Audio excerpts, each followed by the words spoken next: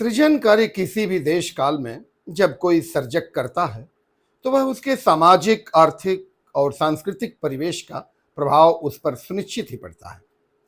विभिन्न परंपराओं, जनमानस के विचारों एवं रचनाकार की कल्पनाओं से ही साहित्य का कला क्षेत्र में न्यूनाधिक मात्रा में रूपायित होता है। सादर दैनिक अभिवादन स्वीकार कीजिए। मैं डॉक्टर जनार्दन यादव। अपने जीवन काल में ही लीजेंड बन चुके लोकप्रिय गीतकार, नाटकार, नर्तक व सांस्कृतिक योद्धा स्वर्गीय भिखारी ठाकुर की पुण्यतिथि 10 जुलाई पर उन्हें विनम्र श्रद्धा सुमन अर्पण करता हूं।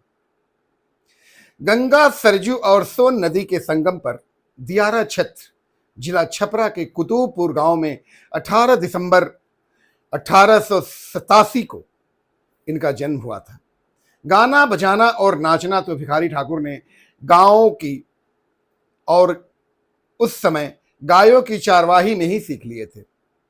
इस ज्ञान के साथ जब वे युवावस्था में मेदिनीपुर यानी बंगाल और जगन्नाथपुरी उड़ीसा की यात्रा करते हैं तो वहां रामलीला, रासलीला के साथ साथ जातीय यात्रा यानी यात्रा को धीरे धीरे बदलते स्वरूप को भी आभास करते हैं। भिखारी ठाकुर के समय शिक्षा का अभाव, पिछड़ापन, आर्थिक विषमता के कारण सामाजिक असंतुलन चारों तरफ व्याप्त था। किसानों की प्रकृति पर निर्भरता एवं बाढ़ सुखाड़ के कारण जीवन में अनिश्चितता का घोर वातावरण था। ग्रामीण उद्योग धंधे नष्ट प्राय थे। धर्म के नाम पर शोषण और ठगी बढ़ रही थी। गांव शहरों की तरफ भागा जा रहा था। पुनर्जागरण के आंदोलन में भारतीय संस्कृति को व्याख्यात करने का अभिनव प्रयास प्रारंभ कर दिया गया था। साहित्य की इत्वितात्मकता और सूक्ष्म लाक्षणिक मतपूर्ति की विरोध में प्रगतिशील साहित्य जीवन के प्रति नया दृष्टिकोण विकसित कर रहा था। संगीत, नृत्य, नाटक आदि अभिजात्य संरक्षणता के कारण आम आदमी से कट चुका था। देश में अंग्रेजी और अंग्रेजों की शोषण प्रणाली विश्व में चल रही थी। द्वितीय विश्व युद्ध का अधिनायक था और गवई भिखारी ठाकुर के जीवन में इनकी अनभिज्ञता थी।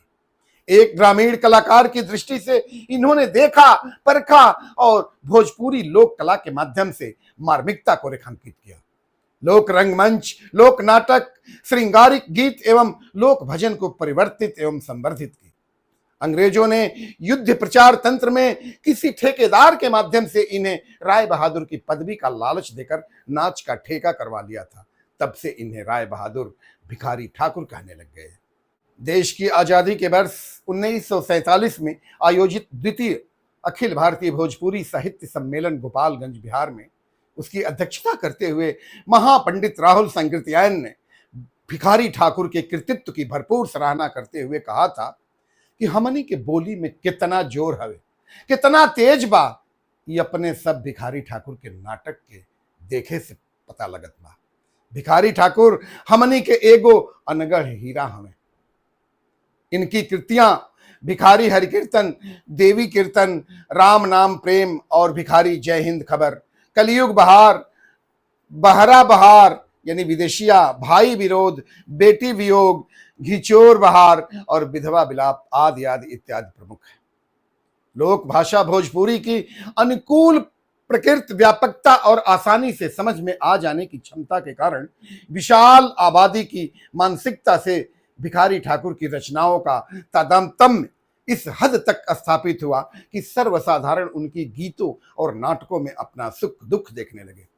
पूर्वी उत्तर प्रदेश, पश्चिमी बिहार से लेकर असम, बंगाल, सिंगापुर, नेपाल आदि देश विदेश में लगभग 19 करोड़ भोजपुरी भाषी को आम जनता के बीच भिखारी ठाकुर के नाटक, गीतों की इतनी व्यापक लोकप्रियता मिली कि उनकी तरह की मंडली और ऐसे प्रदर्शन को भिखारी के सुप्रसिद्ध नाटक विदेशिया के नाम से लोग विदेशिया विदेशिया कहने लगे।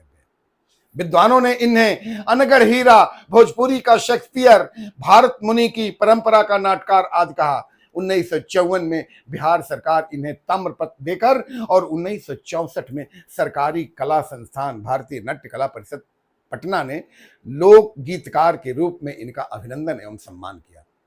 10 जुलाई 1971 दिन शनिवार को देहावसान के समय मूसलाधार बारिश हो रही थी। फिर भी इनके परिजन, पुरजन और प्रशंसक बड़ी संख्या में अंतिम संस्कार में शामिल हुए थे। कहते हैं कि भिखारी ठाकुर अपने मृत्यु की भविष्यवाणी राधे श्याम बहार नाटक के एक पंक्ति में कर दी थी। कहत भिखारी सनीचर के दिन हुई, सौंसे गांव के बटोर।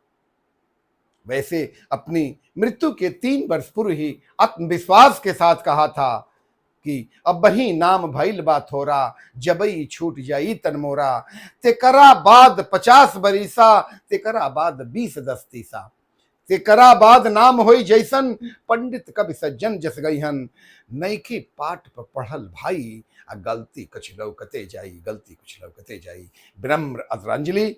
धन्यवाद।